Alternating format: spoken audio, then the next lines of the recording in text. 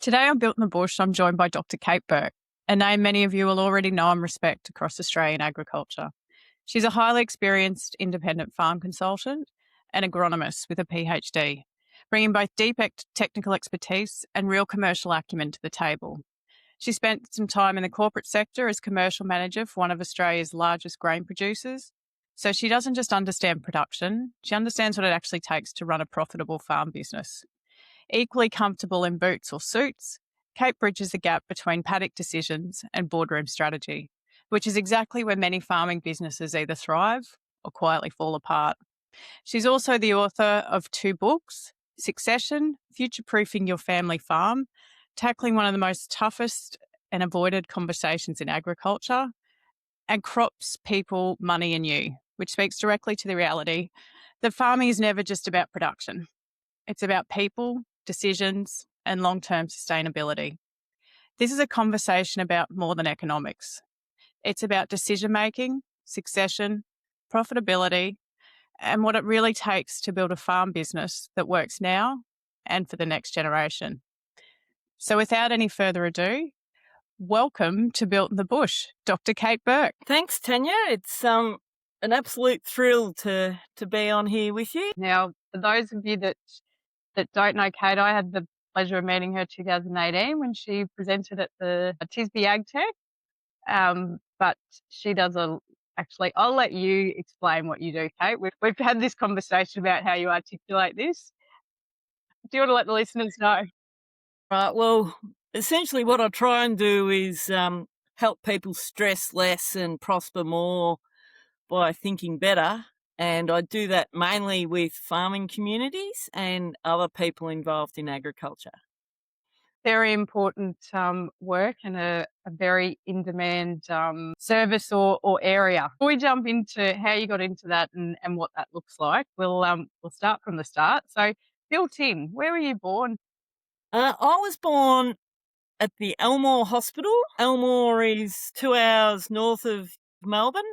And it's between Echuca's on the Murray and Bendigo, and Elmore's halfway between those two towns. Born there, and most of your time grew up there, or were you fine-tuned somewhere else? No, born and raised. Dad was from a farming family, and our family on Dad's side have been there sort of since the gold rush days and post gold rush settlement of the little township of Elmore. And Mum came to the bush via Melbourne. She did nurse. She was a city girl. And yeah, so I'm a hybrid with a bit of city blood in me and a bit of country blood. If any Harry Potter fans out there are true muggle? Yes. And then stabled in? Did you go away to school or uni or anything like that?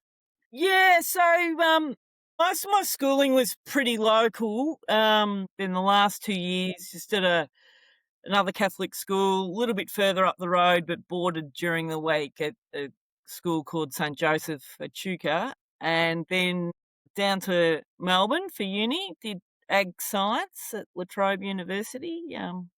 I'm the youngest of 6. Yeah, the farming stuff was all pretty much done and dusted in terms of who was going to be home on the farm by the time I finished school. And back then, girls weren't really thought of as farmers. So off to uni it was.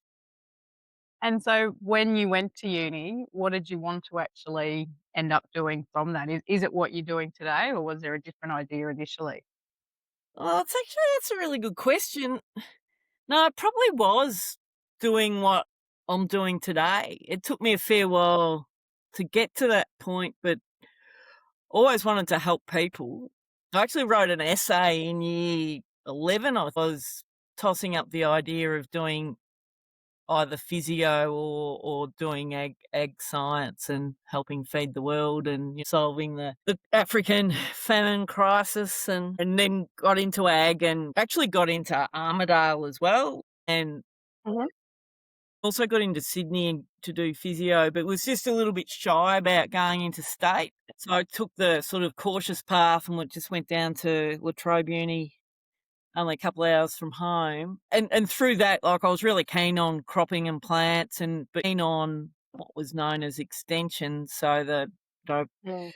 teaching people how to do stuff and how to adopt new technology and those sort of things, and being sort of outside but also working with people. Eventually, yeah, it's probably only been the last 15 years of my career that, or last 20, I suppose, that I got to that point. It took a while to get, yeah, it was a bit of a circular trip. Which we'll unpack as this conversation goes on.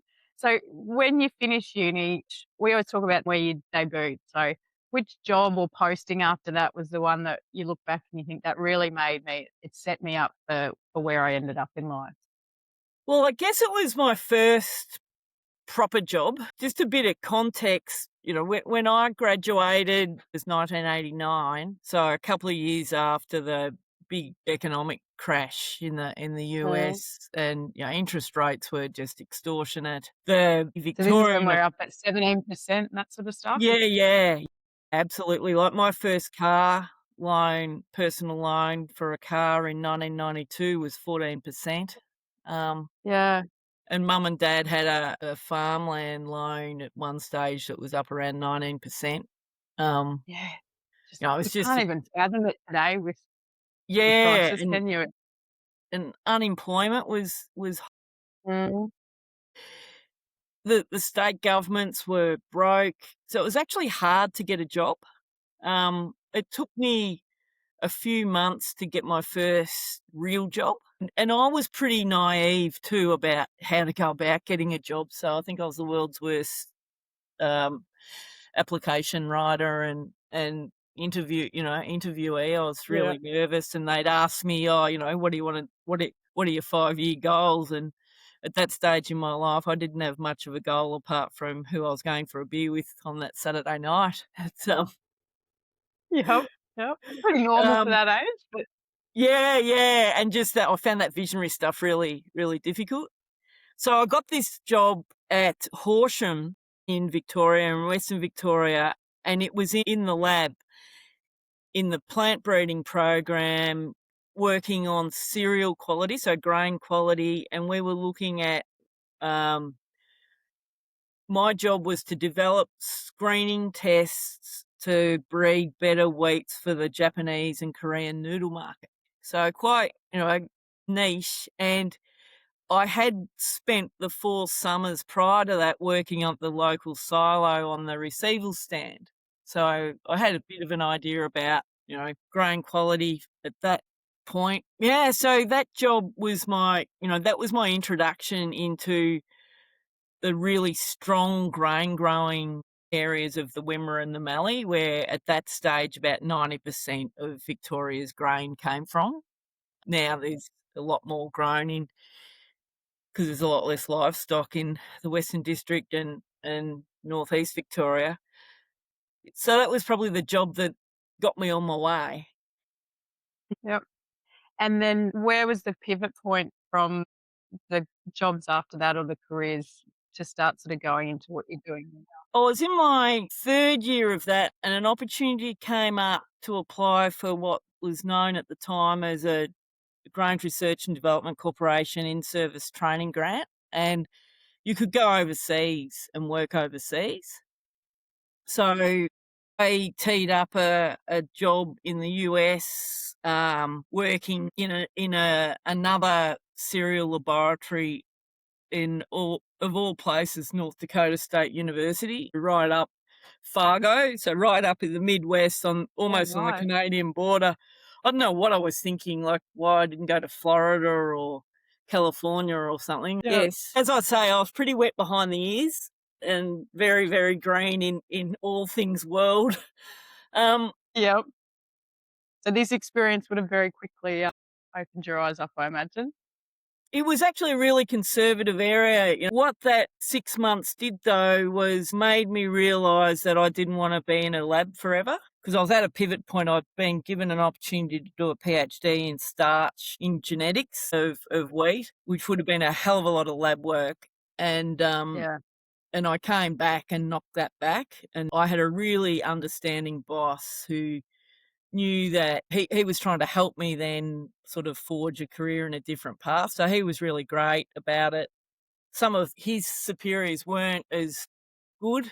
When I got back from overseas, I shared a house with the farm manager of the local agricultural college. And then I was tapped on the shoulder to apply for this position as being a lecturer Hmm. at the ag college. So I'm 26 years old, and I didn't think I had a hope in hell of getting this job, and I applied for it as a lecturer in plant production. And lo and behold, I got the job. So next minute, I'm teaching 18-year-old uni students from 1994 onwards. And it's been a progression ever since then. Yeah, yeah. Yeah, so I wish I knew then what I did now. It would have made the teaching a lot easier. I was basically teaching out of my old uni notes.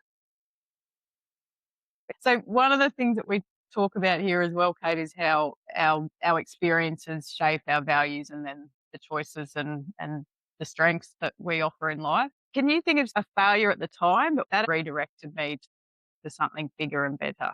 We talk about our most successful failures. Yeah, it's a good question. Think pretty quickly I realised that I wasn't cut out for institutional life. Mhm. So either within the public service, the state public service, the Department of Agriculture. When I was at the Ag College, it was taken over by Melbourne University.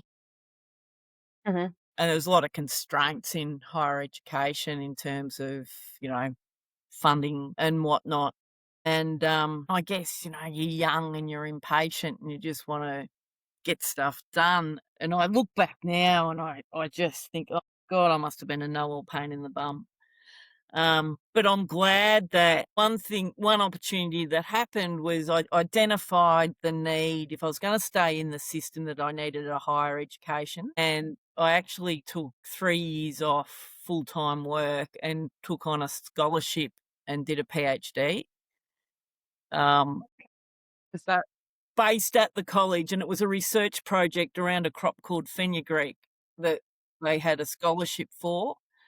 And from that, it soon became obvious through the system, though, that my job might not even be there when I yeah, finished. So I got some great advice from a friend who just said, head down, bum up, and then when you come up for light, you've always wanted to be in crop extension and consulting, that sort of thing, just make that happen. And that's what I did. And sort of 18 months into this PhD, there was a job in the local paper looking for a cropping consultant. And I just had a feeling, mm, probably with the guy that I was really keen to work with, but had been too shy to contact him. And so I mhm. went for this job, and sure enough, it was with them. And I went for this job and I got it, but I still hadn't finished my PhD. And it took us another 4 years for me to get that thesis done, and there was a lot of hard slogging there of, trying to do sort of juggle working and juggle doing that as well. By this stage, we bought a house and trying to renovate and all those sort of things. Yeah, life is still happening as well. So, yeah, I guess that's a long answer to that. It was just realizing that, yeah, if I look back now, I could have been better at picking my battles, but on the one hand, knowing that I just needed to get out of the system was the best thing that ever happened to me, because I went on and just thrived in that small business environment. At what point then did you start sort of working more so with the families and the people side of it, not just the farming and cropping? Yeah, so that role was sort of started in 2000, and it was primarily a agronomy role, but it did have it had a farm business focus. And the people side of things, well, to help people change or to get your point across, you sort of had to just work out on the job how to influence people. And in my early 30s, so at this stage, and probably getting frustrated when people couldn't see the logic, whereas Mm. my boss, John Stutchbury, who's 8 years older, he was sort of a bit more resigned to the fact that you can influence some but not everyone, and he didn't take the lack of adoption as personally as I did. It's more only really been the last 10 years that I've done that higher level business strategy and people type work within families. So I worked with John and Carol for 12 years, and so right through the millennial drought period. And Mm. by the time I got to the end of that, you know, the technical term would be compassion fatigue. I was shot. Yeah. I was exhausted physically and mentally and emotionally, and it was carrying all the stress of people that were under stress. But at the same time, because I'd been working really hard for the previous 10 years, juggling the PhD and everything, I just didn't have any reserves left in the tank. And so this knew we needed to make a move, that I needed a career change. And a friend of mine encouraged me to apply for a job in Melbourne, of all places. And that was in corporate agriculture as the commercial manager. And so I put on my big girl pants and applied for this role, and I got it. Next minute, we're moving from a town of 900 people to the Big Smoke. And so Mm. what year is this? So this was Oh, beginning of yeah. 2012. And then how long did you do that role? Only 3 years. So by this stage, sort of, mid-40s, and my husband's a bit older than me, so he was, pushing 60, and, the work was fantastic and it was probably a pivot point in that it taught me I knew a lot more than I thought I did.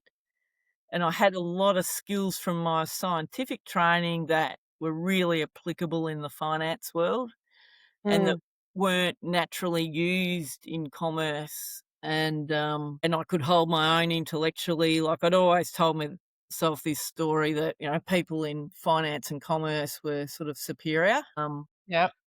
This is the internal narrative you Yeah, used to have. yeah, and that, bush versus sophisticated city stuff, and I got down there and realised that I'd been talking a lot of rubbish to myself.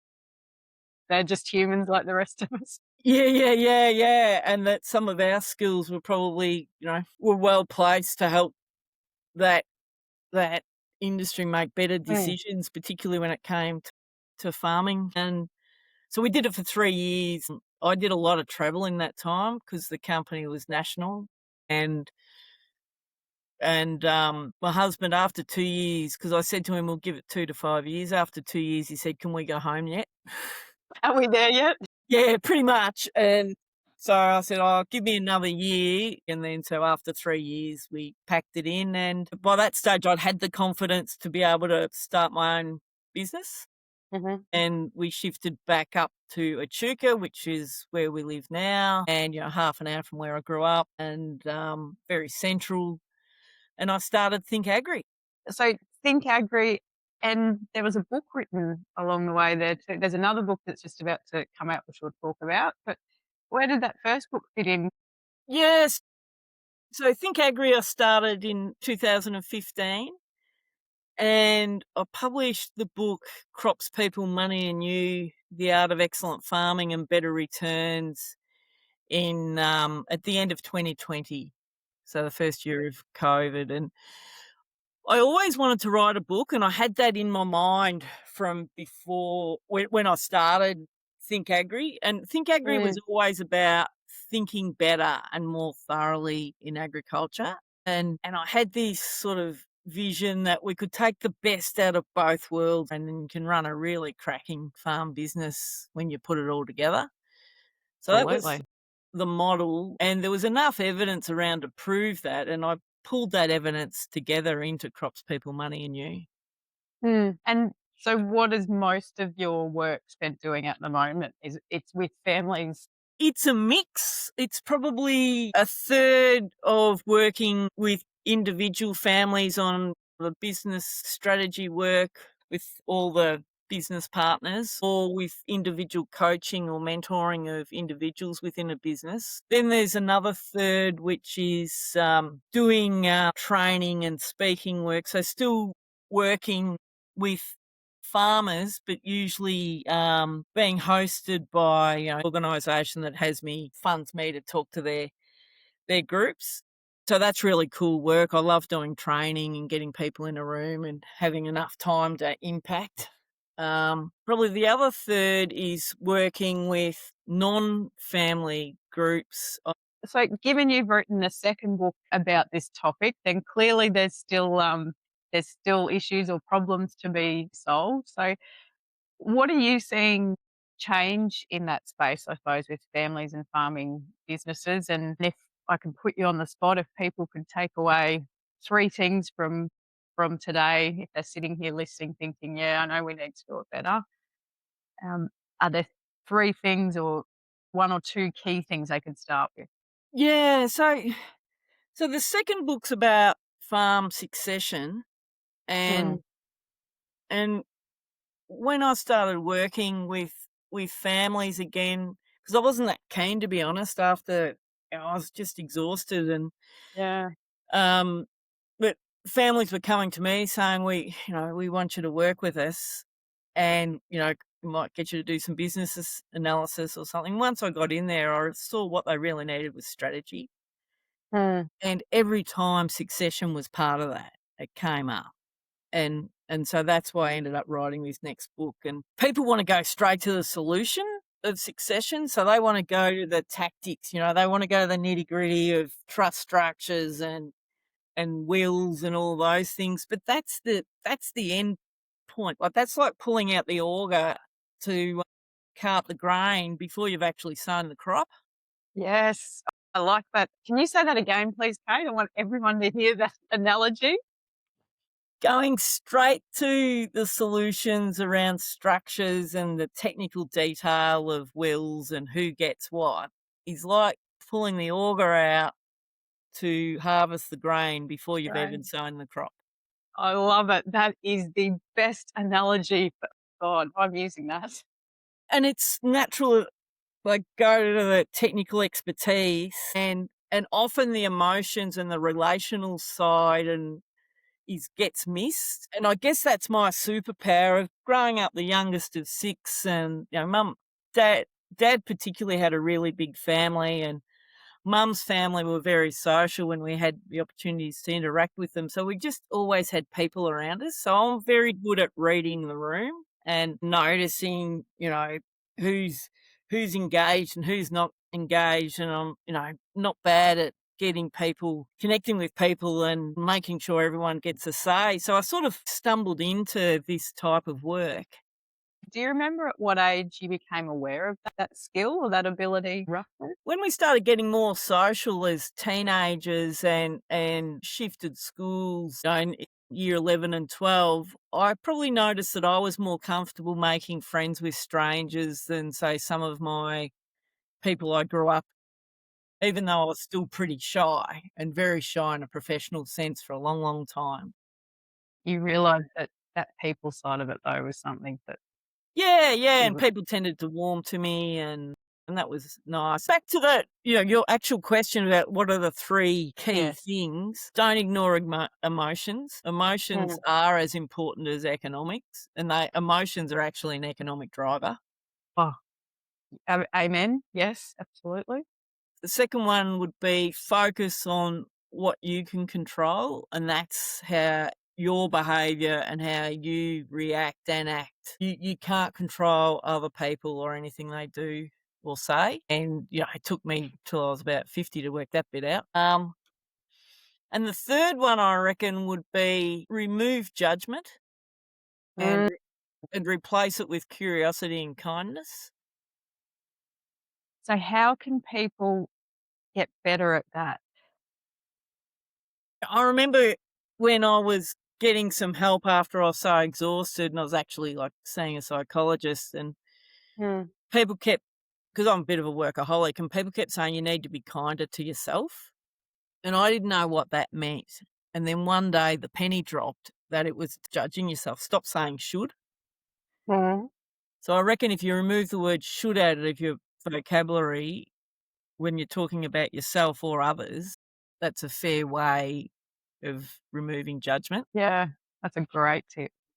why is that practical? If we stop trying to blame everybody else and actually just look at a situation for what it is, Mm, and come from a position of good acting in good faith and goodwill, we're far more likely to get to a constructive solution and way less rather than being stuck in the problem.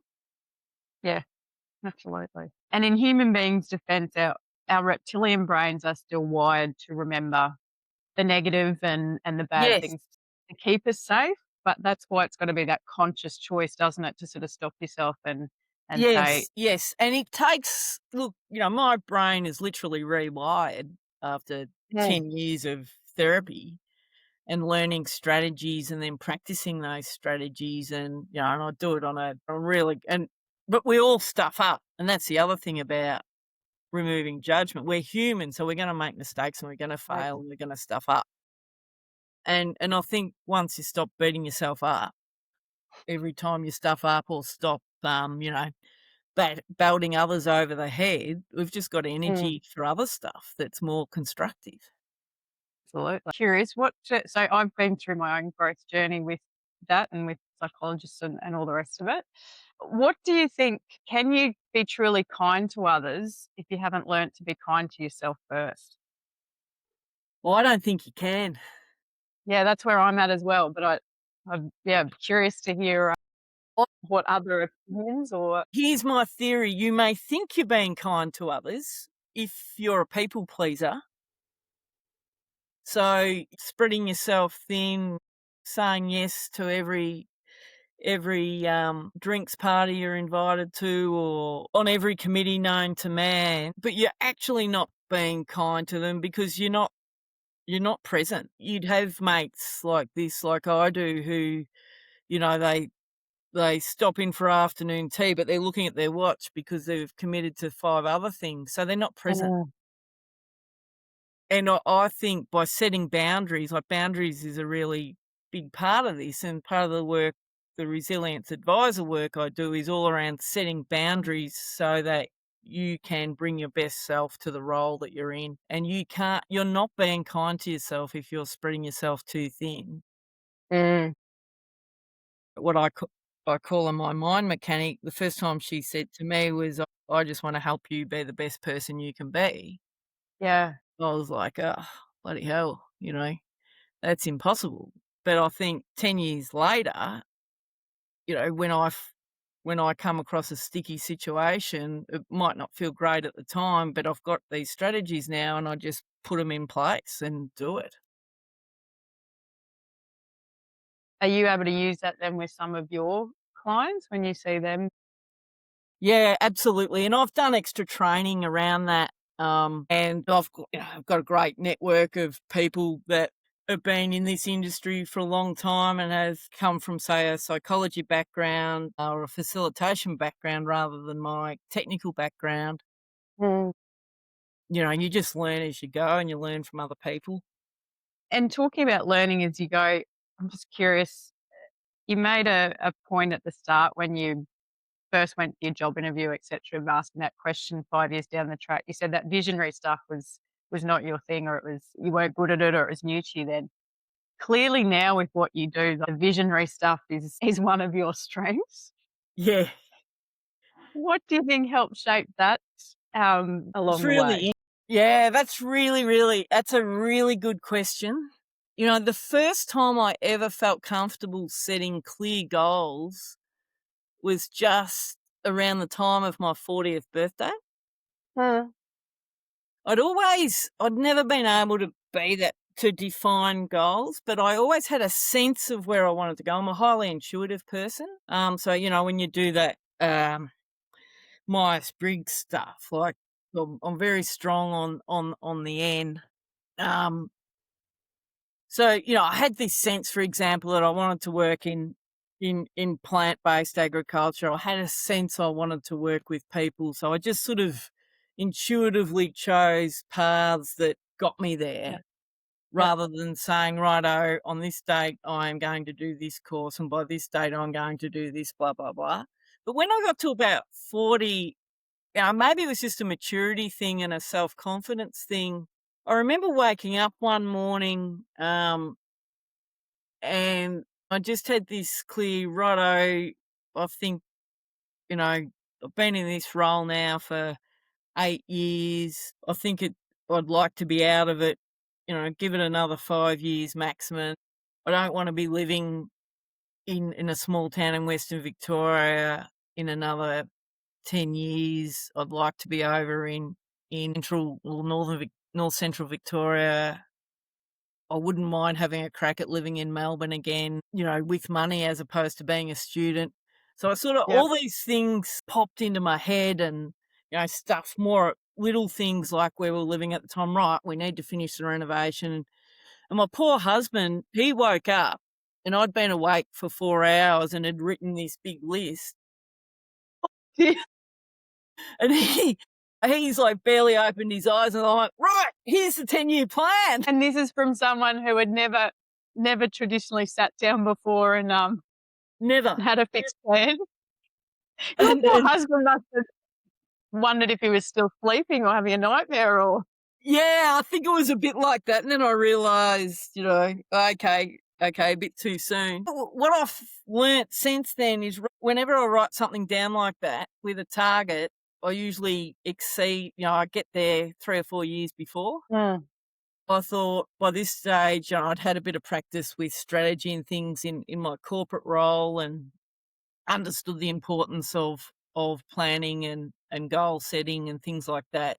And I thought, okay, so if I'm going to work with people doing strategy, I better have a strategic plan myself. So I sat out Mm. and wrote one. It was pretty ordinary, but I did write it. And again, I set some clear targets. And one of those targets was, I wanted to do a 5K run. I wanted to get better at the guitar. That's still a work in progress. Wanted to fix my golf handicap. That's a work in progress. Wanted to buy some farmland. And when I shared these goals with a little discussion group I was in, the immediate reaction on the farmland was, "Oh, how are you gonna do that? There's no way you can do that, you won't be able to do that in 10 years and da-di-da, it's too hard to get into," and I was thinking, "Well, it's not really, you just gotta find the right block and make sure it's small enough to fit your budget." Because they told me I couldn't do it, I did it in 4 years. that was an incentive, like red rag to a bull. Pretty much. Yeah, so I'm not sure that's the greatest motivator to do stuff. Whatever works for us. That's But I was yeah, just curious. I work with values more so than strengths because they're yes. not fixed. People can get stuck on that. So I was just curious how something that you clearly thought was a weakness or definitely not your strength that when you finish uni, how that grows into something that's a big part of what you do today.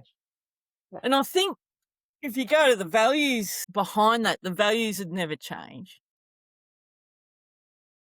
I remember my first boss said to me 20 years later when we reconnected, he said, "I always admired you because you were never afraid of a challenge you'd get stuck in." Yep. And Is that a compliment? yeah, it was. Yeah, and so I suppose courage and just integrity and authenticity. If you say you're going to do something, to do it. Like we had this nun who was she was mad, but Sister Florence. So apologies to Yeah. anyone who were taught by Sister Florence because they've just had a traumatic trigger. But the one thing she used to say was, "If a job's worth doing, it's worth doing well." And I think for a while there, it was an overdone strength in terms of I was a bit of a perfectionist, and which probably led to the exhaustion. Yeah, I think the value, even though the way I applied them, it was sort of just intuitive and along a path for starters to now being more intentional. My core values have never changed. And they normally don't, do that, but it's funny how they can show up differently in our lives as we Yes. progress. And a lot of that's about self-belief. Like, I've got a much stronger sense of self-belief now than I did 10 years ago. And is that just time and age, or is that the mind mechanic? Is that how you refer to it? The mind mechanic. No, not so much the mind mechanic. I think it's just the cohort of people you become exposed to over time that reaffirm that you have got skills and value to add. just being around good people and just growing in confidence through achievement a bit, I suppose, too. Yeah. Learning to back yourself. Mm-hmm. It's a real female thing not to back yourself in that, I think in your early work career. Well, it's not even early work career, but unfortunately that statistic still stands with most females that we need to tick 8 out of 10 of the selection criteria to apply, and men only need to tick 2 and they'll have a go at it. Yeah. We better jump into to some of the juicy bits then. So we like to flip the question. Most people ask, what would you tell your younger self? Ours is all about, so pick yourself at an age, any age, 20, 25, 30, whatever it was. And if that person was in front of you today, what would they be saying about where you are and what you've got to and what you've achieved? I think part of me would be saying, good on you. Mm. Part would be saying, I told you so. And part would be saying,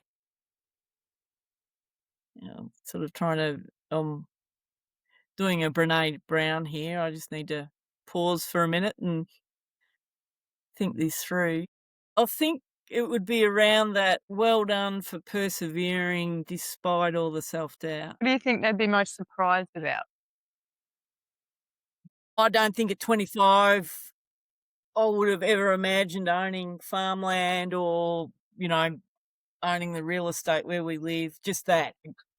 Basically, it all ends up being okay in the end.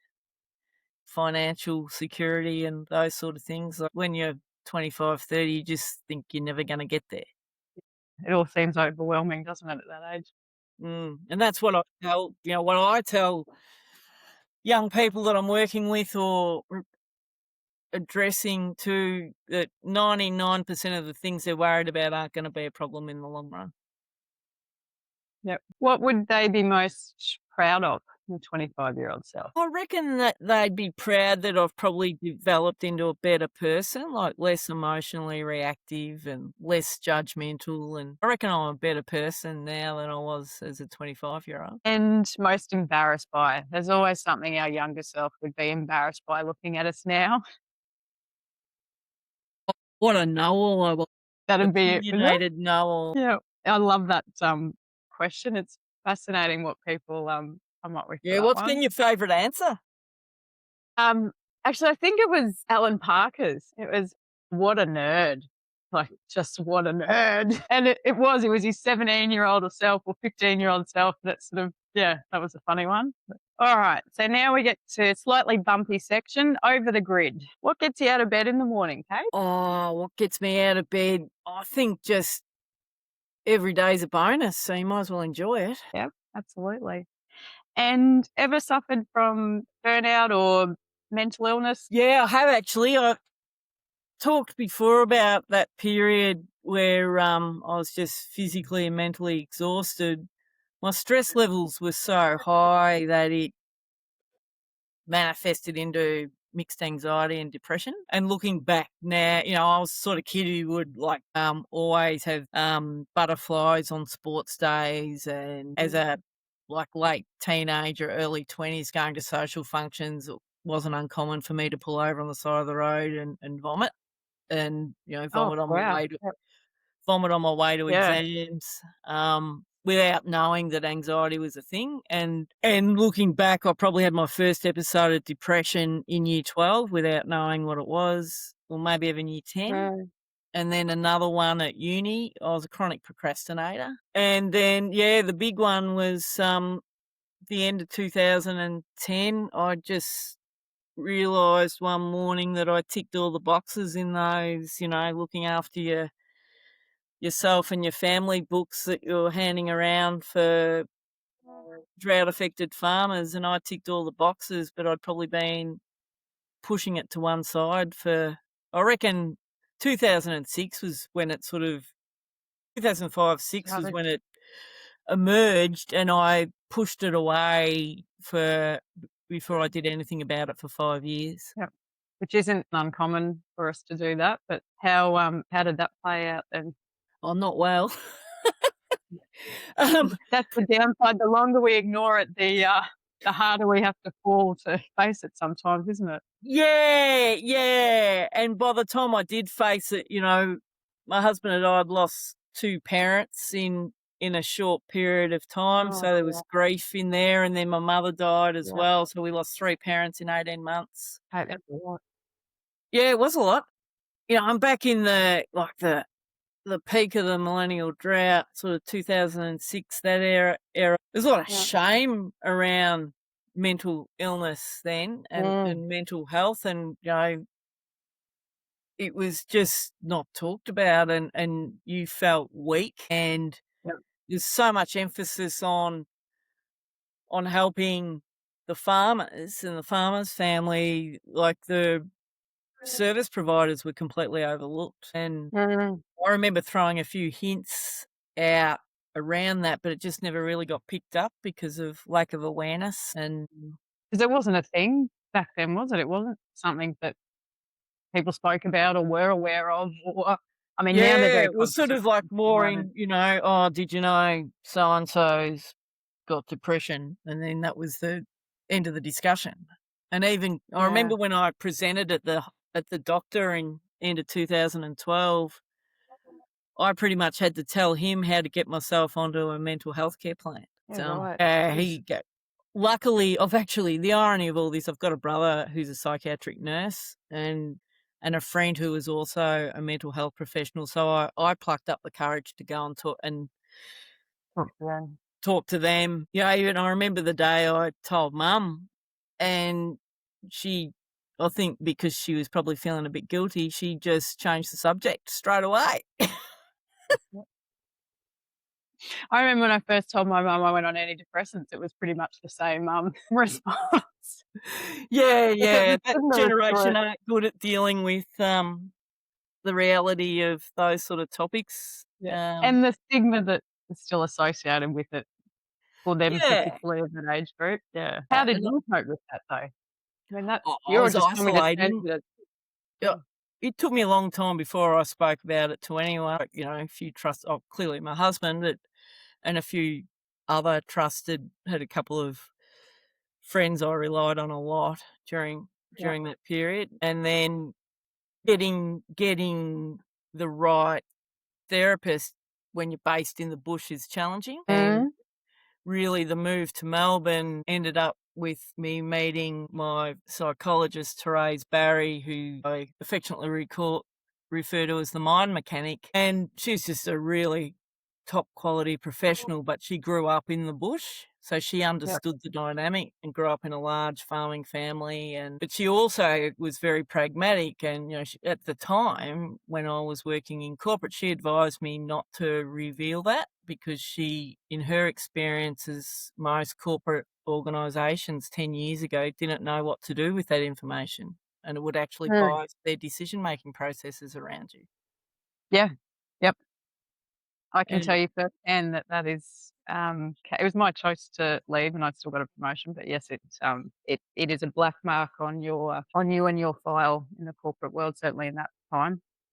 yes, and even now, I think with psychological safety, psychosocial safety legislation, etc., and a greater emphasis, my observations looking in is most people still don't know what to do with it. I was just gonna ask you, about that if you and, I know certainly in the corporate world and the clients that I coach one-on-one, there is still that stigma around it. The Yeah, but burnout, just mental health, yeah. anything, And normalising mental health will never Mhm. happen while it's still a headline story. So every time there's a report that talks about it, there's hysteria around those reports does my head in. It's like, yes, this is a condition that people have, just like they have heart conditions or cancer or all Mm. these other things.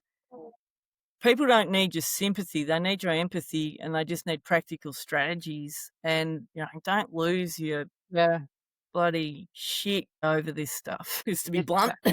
yeah, just normal people. Mm, And the other thing too is, again, I can only talk to those that I'm but I would say 8 to 9 out of 10 people that I coach or are working with are suffering or have suffered burnout and mm. aren't talking to people or don't know how to deal with it because they're successful.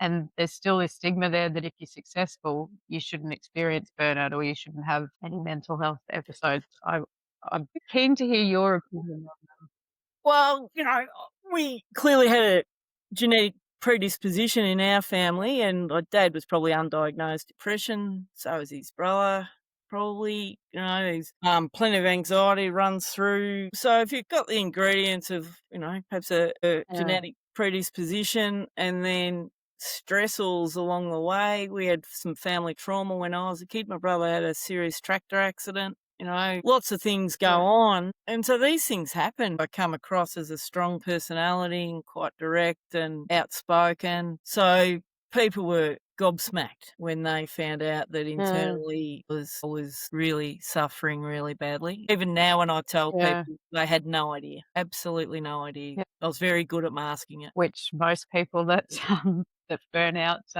are, because they are normally successful people that always find a way to get the job done and make things Mm. happen. So, you spoke about finding your mind mechanic and those sorts of things. What does your self-care routine look like then to ensure that you keep looking after yourself and don't get back to that place? Yeah, good point. I think the first step was a big awareness step and what I was bringing to the table in a lot of my interpersonal stuff. And yeah, I probably was someone who thought everything was everyone else's fault and not mine. And so focusing on what I can control and taking responsibility for my role in a conflict was important. Now, Yep. my self-care routine is I need rest. If I get really fatigued, I can't think, I get stressed. If I'm tired, I'm quite critical. So understanding my own personality, I'm going to be pretty hard to be around. So rest is really important and not feeling guilty about rest. And it's taken me years and years and years, but I actually sometimes I just need to have, it's almost like a mini version of chronic fatigue the way this stuff shows up for me. So I just have to Yeah, okay. basically, sit in the lounge room and watch a bit of telly for a couple of days to recover sometimes. Otherwise, I will get unwell. Connection, so forcing myself to talk to people because when you work from home and do creative stuff where you're internalizing a lot and I have to force myself to make phone calls and just talk and chat and get out in the bush. Yep. We live across the road from the river, grab a friend, go for a walk, go out to the farm. And music's something that calms me down. So if I've got to get work done and I'm a bit Mm. agitated, I'll just put the music on. And so they're the sorts of things I do. Yeah, yep. But it's about knowing what those triggers are now. Is that right? So you can sort of Oh, recognize if absolutely. you're And being aware of saying no to the type of work that might trigger me. Like I don't tend to sit on boards and things like Mm. that because I get too impatient. And yeah, so working out which work works for me and what type of things don't. And not being afraid to say no or even to pull out of something if I have overcommitted. Mm. That's an important one too. How did that feel doing that the first time? Saying no or pulling out once you've committed to something? Oh, hard, but at the time I had no choice. I just had to. Yeah. It made the decision easier then because you had sort of Yes, no choice at that time. yes, and Yep. and now I've got a sort of a strategy I call a time budget. So actually, I try and look at all the things I've got on and then how many days they need, and I know when I overcommit, and I buy myself time before I commit to stuff so that I don't overcommit when I'm too excited.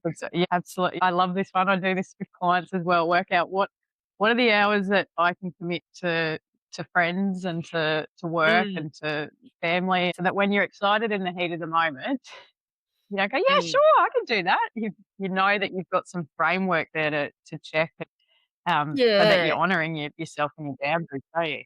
Yeah, I probably Yeah. still lean too much towards work and prioritizing that over other things. It's a hard habit for me to break. The work in progress. I'm very much a work in progress because, like, I like working. I like Yeah. achieving stuff. Whereas I think it's that growing up on a farm when you're a kid and school holidays, you work. you go out in the garden and Yeah. do, whereas the way I've retrained my brain is I've got a mantra that rest is a business decision. Well, I like that one. So Yep. rest for me and social interaction, I say, well, that's work, because if I don't do that, then I can't do the other things. Yep. That's a great idea. Way to look Got at to it. get better at the Actually, I only got better with that after the burnout because walking is one of my resets. and golf. Golf's Yeah. the other one. Golf's my other strategy because you get exercise, nature, and people all at once. Yeah. So as a result of that and the changes that you've made, does that redefine success for you? Do you still Oh, define success the yes. same way you did before? In the past, I've probably defined success by achievements, and I still have a bit of an achievement attitude, the books, the land, the this, the that. But success for me now is more around contentment, and I go back to Mhm. joy. Success for me is around having experiences with the people I care most about. Yeah. That to Yep. me is more important than any material achievement. It's what's gonna keep you warm at night and Yeah. great memories. Making memories is real, and the other one is, once you get to, I guess, probably in the older stage now, emotionally, and I suppose it's a human being in that mentor elder stage, I just figure if something I've said or done, the way I've conducted myself inspires other people to be a better human, I'm happy about that. We've done that should be what we're all, aiming for. Yep. We've done well, haven't we? Yeah, I think, we got one job on this earth, and that's to be good humans. And then if you raise Yeah. kids, your one job is to raise good humans. That's what I tell my mates. Most of Okay. they have raised great humans. And I say, you've had one job and you've done it. Well done. Yeah. Yep. Couldn't agree more. Thank you for sharing so openly your journey, Kate, with your burnout and mental health episodes. I know you're as passionate as I am about trying to normalise this and for people to realise that successful, tough country people can still be all of that and can still experience burnout and mental health and come out the other side. Yeah, and Right. thank you for that. And what I've learnt the most is that dips are normal. So it's normal to have short moments of angst, stress, anxiety, dips, depression, sadness, or whatever. And it's normal if you're predisposed to have longer periods of that. But it's important to get help when those things extend over a longer period. And there will always be ups and downs. Like even now, out the other side of that big patch that went on for years. When you've got the strategies, the highs and the lows aren't as high and aren't as low.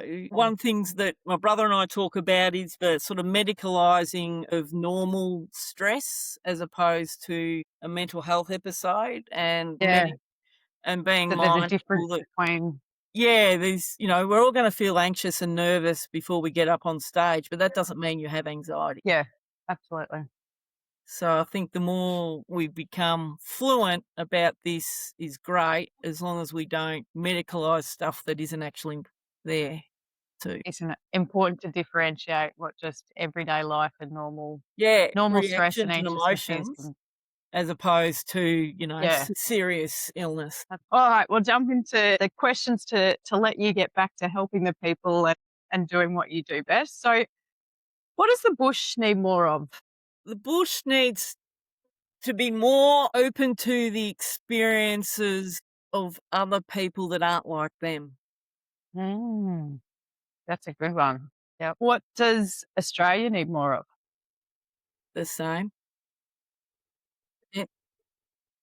We I think as a nation, we need to be more discerning of the information that's put in front of us Mm, in social media. I'm really concerned about the bush being sent up the garden path by people telling them what they want to hear rather than what's actually real and true and what they need to hear potentially. and what they need to hear. Otherwise, we're going to end up like America. Yeah. Oh, don't get me started on that topic, Kate. I was just talking to someone yesterday about that. We really do need to be prepared to hear things we don't want to hear. Yep.